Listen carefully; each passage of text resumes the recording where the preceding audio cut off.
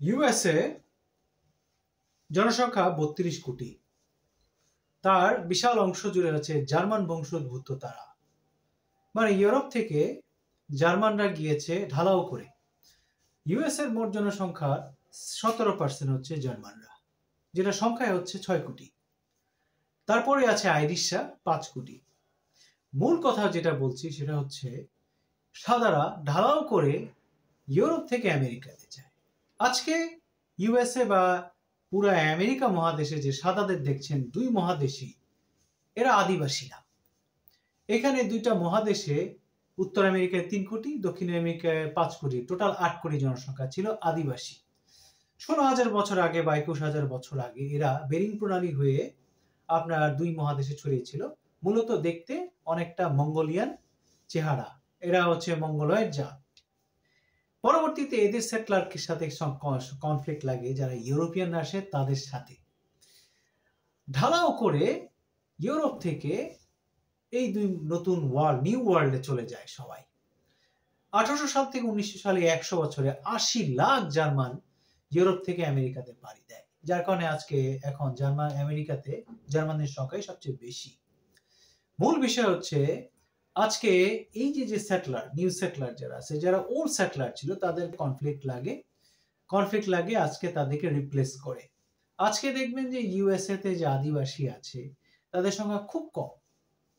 আপনার red Indian নাম দিয়েছে, আসলে তাদের রেড ইন্ডিয়ান না। এখানে ইউএসএ তে 400-র উপরে 500-র উপরে জাতি ছিল, ভাষা ছিল একসময়, যদি শুধু ইউএস এর কথাই বলি।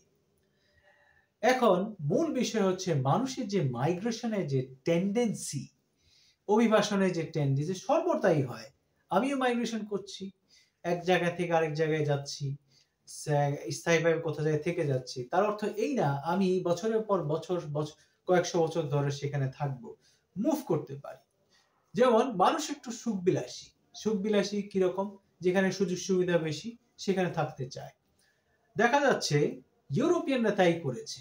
ইউরোপিয়ানদের একসময় অবস্থা ভালো ছিল না, তখন আপনার যে তথাকথিত কলম্বাস নাকি ইউরোপে গিয়েছিল, ওই বিতর্কে না যাই। ইউরোপের কেউ ওখানে যাওয়ার পরে তারপরে আস্তে সন্ধান পেল যে না, ওইখানে জীবন যাত্রা বা আপনার উন্নয়নের ধারাটা খুব ফলপ্রসূ, খুব দ্রুত উন্নতি করা যাচ্ছে। দেখা যাচ্ছে ইউরোপ থেকে কুমড়োর দানা এনে যখন আমেরিকাতে বপন করা হতো, সেখানে আপনার কুমড়োর সাইজ অনেক বড় হতো। আলু কিন্তু আমেরিকান আপনার নেটিভ একটা ফসল। বলিভিয়াতে আপনার সর্বপ্রথম আলুর যে আপনার উৎপাদন, সেখান থেকে আজকে ইউরোপে ছড়ায়। এই যে সাদা যে সেটলাররা, এই সাদা সেটলারদের বৈশিষ্ট্য একটু ডিফারেন্ট। আমরাও যারা এশিয়ান আছি, মানে ইন্দো আরিয়ান বলেন, অস্ট্রেলিয়ান বলেন, মঙ্গোলিয়ান বলেন, এই যে পৃথিবীর 4-5টা যে বড় যে জাত আছে বা রেস আছে, তারাও কিন্তু মাইগ্রেশন করেছে। কিন্তু ককেশীয় বা সাদা ইউরোপিয়ান যারা, তাদের বৈশিষ্ট্য ভিন্ন। বলতে পারেন সবাই লড়াকু, সব জাতি লড়াকু, বাট সাদাদের যে বৈশিষ্ট্য সেটা একটু ডিফারেন্ট। সাদারা অনেক রেভলিউশন করে আজকে 3টা মহাদেশকে পুরো বৈপ্লবিকভাবে পরিবর্তন করেছে।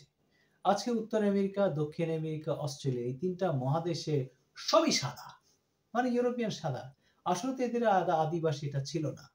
তারা ওইখানকার স্থানীয় বাসীদের সাথে বলা যায় এক পর্যায়ে বলে নিশ্চিহ্ন করে দিয়ে আজকে সেখানে বসবাস করছে।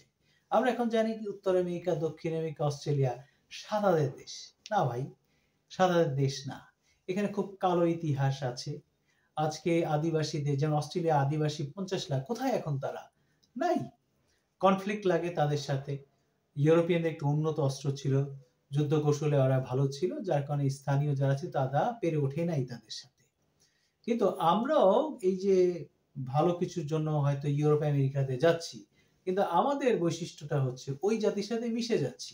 কিন্তু সাদাদের যে বৈশিষ্ট্য সেটা হচ্ছে অন্য দেশে গিয়ে নিজের যে হেরিটেজ বলে, নিজের যে ডিএনএটাকে সেখানে তারা স্থায়ীভাবে প্রতিষ্ঠিত করতে পারছে বা পেরেছে। এইখানেই সাদাদের বৈশিষ্ট্য। তা না হলে শোষণের মাধ্যমেই হোক আর শাসনের মাধ্যমেই হোক, সাদারা সারা দুনিয়াতে এখন শাসন করছে এবং 3টা মহাদেশকে নিশ্চিহ্ন করেছে তারা। এবং অনেক দেশের কালচারাল পরিবর্তন, ভাষাগত পরিবর্তন করেছে। যেমন পুরো আফ্রিকা মহাদেশটা তার উদাহরণ। আফ্রিকার অধিকাংশ মানুষ এখন ফরাসি ভাষায় কথা বলে, ইংলিশে কথা বলে। তাদের যে স্থানীয় ভাষা অনেকটা ভুলে গিয়েছে বলা যায়। আমাদের মাইগ্রেশন আমরা করি। আজকে ইউরোপ যাচ্ছি, আমেরিকা যাচ্ছি। আমাদের এথনিসিটি টিকে থাকছে না। কিন্তু সাদাটা একটা টিকে আছে। তারা অত্যাচার করেই হোক আর না করেই হোক তাদেরকে প্রতিষ্ঠা করছে। তার মানে বোঝা যাচ্ছে ককেশিয়ান সাদা মানে ইউরোপিয়ান সাদারা আসলেই এদের শাসন ক্ষমতা ভালো, এদের প্রভাব ব্যাপক। তাদের সাথে আমরা পারি না বলি আজকে ব্রিটিশদের কাছে আমরা ক্ষতিপূরণ চাই না, কিন্তু ভারত পাকিস্তান মারামারি করি। এখানে আমাদের দুর্বলতা। Thank you.